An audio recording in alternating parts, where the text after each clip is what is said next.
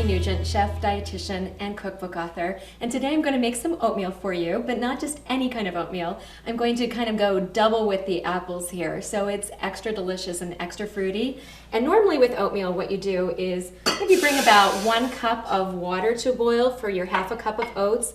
But I'm going to sneak in here about half a cup of applesauce.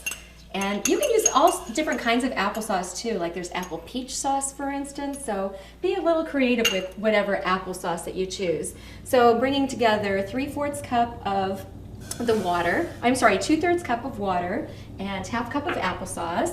I have 1 small apple that I just added, and then just a little pinch of salt, and that's just to kind of balance all the flavors.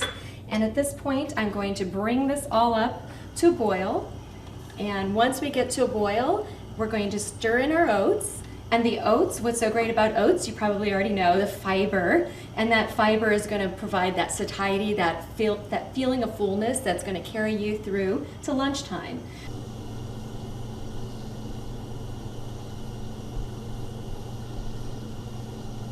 Now that our apples and applesauce mixtures come to boil, we're going to stir in our oats.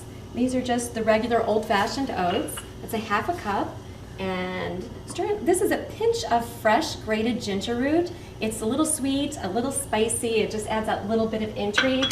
You don't need it, but I love it in this. So now we're going to reduce the heat to about medium, and we're just going to stir this around about 5 minutes, like 4.5, 5 minutes, until the oats are done.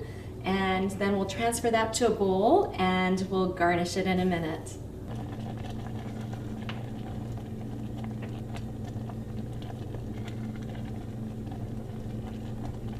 It's been about 4.5, going on 5 minutes here, and our oatmeal is ready.